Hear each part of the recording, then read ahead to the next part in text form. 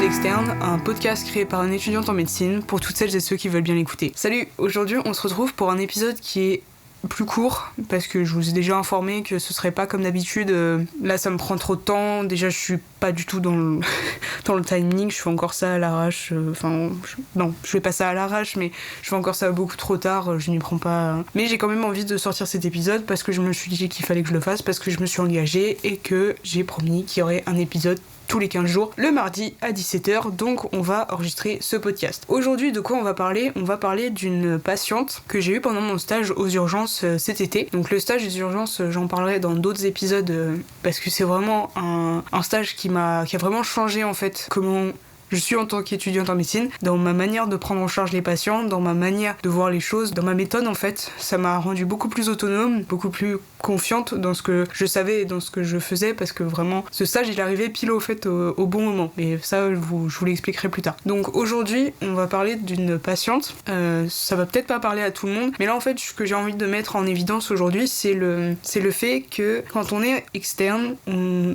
a une place plus importante dans la prise en charge des patients, donc on s'investit plus, mais il y a une responsabilité qui arrive, qui n'existait pas au début, parce que au début de notre externat, ou même au début de nos études de médecine, on va juste voir le patient, souvent on lui pose 3-4 questions, c'est pas grave si on a oublié un truc, parce que souvent l'interrogatoire il est déjà fait par quelqu'un d'autre et il est complet la plupart du temps. Mais là en fait, ce que je veux dire c'est que notre statut change, et aussi notre responsabilité en tant que futur médecin, elle change, où en gros, notre examen, nos choix, notre interrogatoire, comment on aborde les choses avec le patient, ça a des conséquences. Et ça me paraît important d'en parler parce que ça a été vraiment, je pense, un tournant.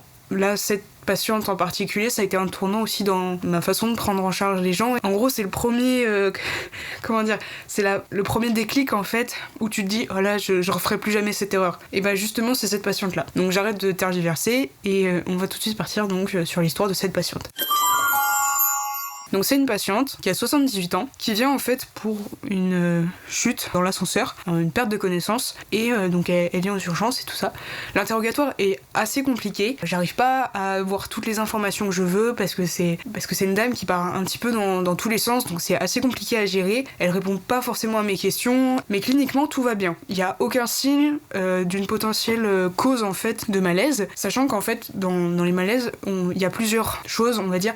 Là c'est pas du tout un cours que je suis en train de faire, c'est juste pour vous expliquer en fait que en gros là elle vient pour malaise, et bah du coup on va chercher en fait une hypoglycémie, donc un manque de sucre. On va chercher également une épilepsie, donc qui peut créer en fait des pertes de connaissance. On va chercher une hypotension, donc un manque de vascularisation du cerveau qui fait que la personne va chuter, et on va chercher aussi donc la syncope, en gros tout ce qui est les maladies cardiovasculaires qui peuvent entraîner des malaises. Et en fait il y a plein d'étiologies, plein de causes qui peuvent entraîner ce malaise. Donc il faut dire qu'au départ il faut être le plus large possible quand on voit un malaise, et là justement pour cette dame, en fait au vu de comment elle m'a raconté l'histoire, donc il me semble qu'elle était partie faire ses courses vers 9h et elle se sentait pas très bien dans le magasin. Elle y est allée à pied, et ensuite elle a dû prendre le bus pour rentrer chez elle. Et une fois qu'elle est rentrée chez elle, donc elle a appuyé sur l'ascenseur, elle est rentrée et elle s'est évanouie. Et en fait c'est une de ses voisines d'un autre étage qui l'a retrouvée. Donc pas d'infos, pas de trucs, juste elle a été découverte par sa voisine. Donc on se dit, un malaise spontané, etc. C'est une dame assez âgée. Moi j'étais partie en premier sur l'hypotension. Et on verra plus tard que, faut être assez large quand même dans son esprit et ne pas directement se jeter sur la cause qui nous paraît la plus facile entre guillemets. Et en plus, donc j'étais avec un chef qui était un super chef, tous les médecins de mon stage aux urgences c'était vraiment super cool, donc c'était une très bonne ambiance et j'ai appris énormément de choses, mais là n'est pas la question. Donc on fait les examens, cette dame n'a pas d'hypoglycémie, le sucre est normal dans le sang, elle a pas de problème cardiovasculaire, elle a pas de valve, on a éliminé toutes les causes qui pouvaient entraîner un malaise en fait, et on a aussi fait le test d'hypotension orthostatique. Alors l'hypotension orthostatique c'est en fait quand vous allez vous lever, il y a une chute de tension, ce qui entraîne parfois des pertes de connaissance parce qu'il y a un manque de vascularisation du cerveau. Et cette hypotension, en fait, elle est testée en mesurant la pression artérielle allongée, puis ensuite debout et pendant un certain temps. Et si on observe une chute de la tension lorsque la personne est debout, le test est validé à partir d'une certaine chute, enfin d'un certain seuil. Et en fait, cette dame, elle validait le test.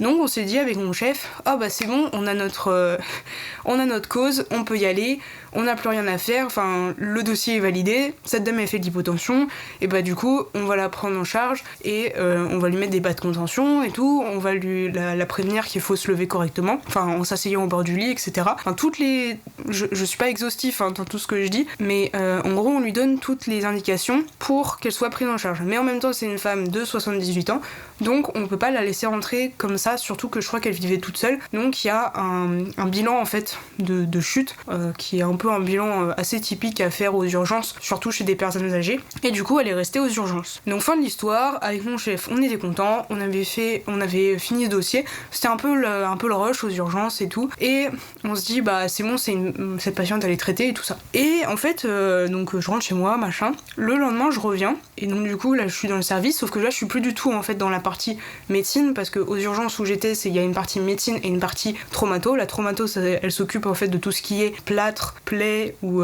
petits problèmes. En fait, c'est pas genre les douleurs abdominales qui sont assez violentes, enfin qui font typique d'appendicite et tout ça, c'est dans un autre secteur. Et donc moi, avant, j'étais dans le secteur des appendicites et tout ce tralala là, des problèmes neuro aussi. Quand je suis revenue, j'étais dans le secteur traumato. Et donc là, en fait, je sais plus qui me dit que la chef de l'autre côté, donc du secteur médecine, me cherche. Donc ça, je pense que c'est un petit moment un peu de flip, où tu te dis, soit elle veut me montrer un truc, mais ce qui est très bizarre parce que je suis pas dans son secteur, et donc pourquoi est-ce qu'elle voudrait me montrer quelque chose, soit elle veut m'engueuler. Donc moi je suis partie directement sur la deuxième option, en me disant, elle veut forcément m'engueuler. Donc j'y vais, un peu la peur au ventre, forcément, parce que se faire remonter les bretelles, c'est jamais quelque chose de très agréable. J'y vais, je rentre dans le bureau, et là je fais bonjour, c'est moi l'externe. Et elle fait ah oui d'accord, c'est pour te dire, pour la patiente que t'as vue hier, au final en fait c'est pas du tout une hypotension, c'est une embolie pulmonaire. Ah. Alors une embolie pulmonaire, c'est un truc assez grave, qui est assez difficile en plus à diagnostiquer. Alors l'embolie pulmonaire, c'est une obstruction d'une artère pulmonaire ou de l'une de ses branches, en général par un caillot de sang. Et en fait cette embolie pulmonaire, ça a des conséquences assez graves en termes respiratoires, et ça entraîne c'est vraiment un diagnostic assez grave. Et du coup, en fait, cette dame, c'est ce qu'elle avait. Et il faut savoir que, en fait, elle m'a dit, la chef, quand elle m'a vue, elle m'a dit, mais en fait, l'histoire de la dame, elle collait pas avec votre diagnostic. Sachant que ce diagnostic d'hypotension, on avait vu que le test d'hypotension orthostatique était positif, donc que cette dame faisait de l'hypotension. Il a été validé par mon chef, et il a été validé par le deuxième chef qui a pris le relais. Parce qu'il y a un changement de chef à 18h30, et le deuxième chef a fait ouais c'est bon, le diagnostic est validé, il est repassé sur le dossier, et il a dit que c'était bon. Donc il y avait deux chefs qui avaient validé, et là en fait cette troisième chef, donc qui était là, qui a fait le changement à 8h30 le lendemain, là en fait elle s'est dit l'histoire ça colle pas. Elle peut pas faire de l'hypotension, parce que pourquoi elle peut pas faire de l'hypotension ? Parce que la dame elle était debout en fait depuis 10-15 minutes, parce que même si l'arrêt de bus est juste en face de son immeuble, le temps qu'elle marche, elle aurait dû déjà s'évanouir avant. Et du coup, elle s'est dit, mais c'est pas possible qu'elle fasse de l'hypotension, parce que c'est vraiment dans les quelques secondes, voire minutes, en fait, qui suivent le lever. C'est vraiment, tu peux pas t'évanouir 20 minutes après t'être levé, c'est pas de l'hypotension dans ce cas-là, c'est autre chose. Et du coup, elle a recherché, et elle a fait un scanner qui montrait cette embolie pulmonaire. Donc au final, moi, je me suis sentie très mal, parce que je me suis dit, mais je suis passée à côté d'un diagnostic qui est très grave, et en fait, je me suis dit, c'est ma faute aussi. C'est trop bien, parce que je suis investie dans la prise en charge des patients, j'y vais, je vais les voir, je fais mon interrogatoire et tout, et j'ai vraiment l'impression d'être dans le métier, mais en même temps là, mon orientation diagnostique elle avait un impact. Pour moi l'hypotension c'était ça, c'était le diagnostic, et en fait au final non, c'était pas ça. Le pire c'est que c'est l'embolie pulmonaire, c'est encore une fois je le dis, c'est un diagnostic qui est assez grave, mais qui cliniquement a très peu de symptômes qu'on appelle pathognomoniques. En gros pathognomonique ça veut dire que si le symptôme est là, c'est forcément ça. Et l'embolie pulmonaire, il n'y a pas du tout ce genre de symptômes. C'est en fait juste c'est plein d'associations de symptômes, et parfois il y a rien du tout. Et justement chez la dame que j'avais interrogée, que j'avais examinée, il y avait rien. Mais rien du tout. Genre, elle allait bien, parfaitement. Il n'y avait aucun problème respiratoire, aucun problème au niveau cardiovasculaire. Tout l'examen était normal. Alors, à aucun moment, je me suis douté que c'était ça. Et au final, ce qu'il faut retenir, c'est que quelques jours après, donc là, cette fois-ci, côté trauma, toujours, donc traumato, là, c'était une dame, pareil, exactement le même tableau. Une dame qui vient, en fait, aussi pour malaise, qui est à peu près dans les mêmes tranches d'âge, et qui vient, donc, pour un truc inexpliqué. Et là, en fait, vu que ça fait même pas une semaine que j'ai eu ce cas avec avec cette dame donc qui avait une embolie pulmonaire sur un malaise, là en fait directement genre ça clignote en gros devant moi, et là je me dis non, je peux pas passer à côté. Mais la chef qui est différente de celle qui m'a repris par rapport à mon mauvais diagnostic, et ben elle était pas chaud, tu vois. Elle y croyait pas à l'embolie pulmonaire, sauf que l'embolie pulmonaire, pour la prouver, il faut analyser dans le sang certaines enzymes. En fait, si ces enzymes elles sont élevées, comme je disais tout à l'heure, ce n'est pas pathognomonique, ce n'est pas une valeur sûre comme quoi il y a une embolie pulmonaire, ça veut juste dire que c'est élevé, donc on ne peut pas éliminer l'embolie pulmonaire. Mais par contre, si ces enzymes elles sont négatives, et ben on peut l'éliminer. Ce qui là n'était pas le cas parce que les enzymes étaient positives. Donc déjà moi j'étais contente parce que ça me validait le fait que potentiellement elle pouvait avoir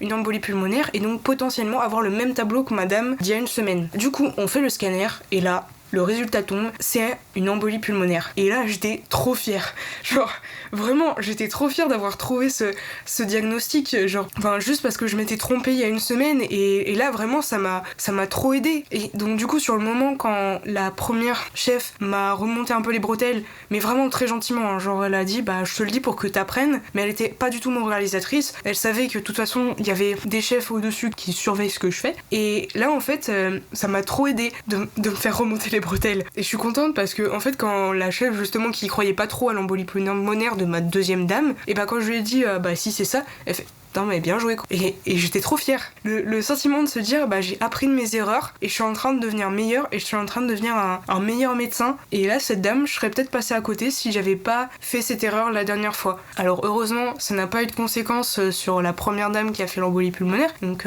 elle a été prise en charge et tout ça, ça n'a pas eu de conséquences gravissimes, elle n'est pas décédée de ça, mais ça aurait pu être le cas. Justement heureusement ça se termine bien, mais ça m'a fait prendre conscience que bah certes on avance dans les années, mais certes aussi on a une responsabilité qui est de plus en plus importante. On peut plus juste en fait faire l'interrogatoire comme ce qu'on faisait dans les premières années où juste on demande les traitements et c'est tout. Là en fait nos choix, notre réflexion médicale a un impact. Et en vrai tu redescends un petit peu parce que t'es pas surhumain, t'as pas la science infuse, malgré les tonnes de trucs que tu apprends tous les jours, bah tu connais pas tout. C'est pas du tout ce que je pensais de moi avant, mais ce que je veux dire c'est que ça te remet à ta place.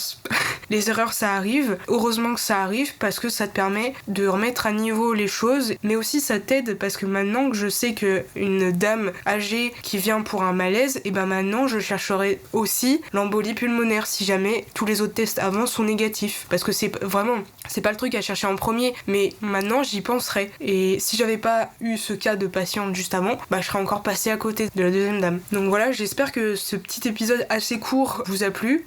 J'espère que j'ai pas utilisé trop de termes trop compliqués, enfin surtout pour les gens qui font pas d'études médicales ou qui sont pas dans le médical. J'ai essayé de simplifier au maximum, mais je trouvais ça important de le partager parce que qu'on nous fasse des réflexions c'est bien. Enfin c'est bien. Qu'on fasse des réflexions aux externes pour apprendre, c'est cool parce que ça nous permet de progresser. Enfin en fait c'est genre si cette chef ne m'en avait pas parlé, je l'aurais jamais su, j'aurais jamais progressé, j'aurais jamais pu prendre en charge la deuxième patiente. Je sais que je me répète, mais c'est ultra important de faire des erreurs en fait. Et c'est pas parfait ce que tu fais et c'est pas grave. Mais même par exemple dans les observations cliniques, bah tu demandes à l'interne s'il trouve que ce que t'as fait c'était bien, s'il y a des choses à rajouter. Et il faut pas avoir peur de demander de l'aide et surtout parce qu'en fait tu veux devenir un bon médecin, t'as envie de t'améliorer, donc si quelqu'un a les clés pour que tu deviennes meilleur et donc un meilleur médecin et que tu aides plus de gens, bah il faut sauter sur l'occasion. Pourquoi je voulais absolument parler aussi de ça, c'est par rapport à la responsabilité et la grosse transition entre la plante qu'on était au début et le futur bébé médecin qu'on est en train de devenir, qui a des responsabilités, un impact sur la prise en charge, que nos choix ont des conséquences. Donc voilà, j'espère que cet épisode vous a plu. Je suis désolée s'il est aussi court, question de timing, mais pour moi c'est plus facile à gérer. N'hésitez pas à laisser un commentaire ou un avis sur toutes les plateformes de podcast, Spotify, Apple Podcast, Deezer, Amazon Music, enfin vous connaissez la chanson. À m'envoyer aussi des messages privés si jamais vous avez des commentaires à faire, que vous n'avez pas envie de les poster sur les autres plateformes. Si jamais vous êtes un professionnel de santé et que vous avez envie qu'on fasse un épisode ensemble, alors n'hésitez pas à me contacter parce que je rappelle quand même à terme le but de ce podcast c'est de réaliser des interviews avec des professionnels de santé, par exemple infirmières, aides-soignantes, manip radio, radiologues, agents hospitaliers, tous les gens qui travaillent dans ce milieu médical pour pouvoir montrer aux gens l'envers du décor. Si jamais vous n'avez pas écouté les autres épisodes, je vous encourage. Le dernier c'était ma première dissection. C'est pas du tout le même registre mais bref, je vous dis à très bientôt. Prenez soin de vous. Ciao.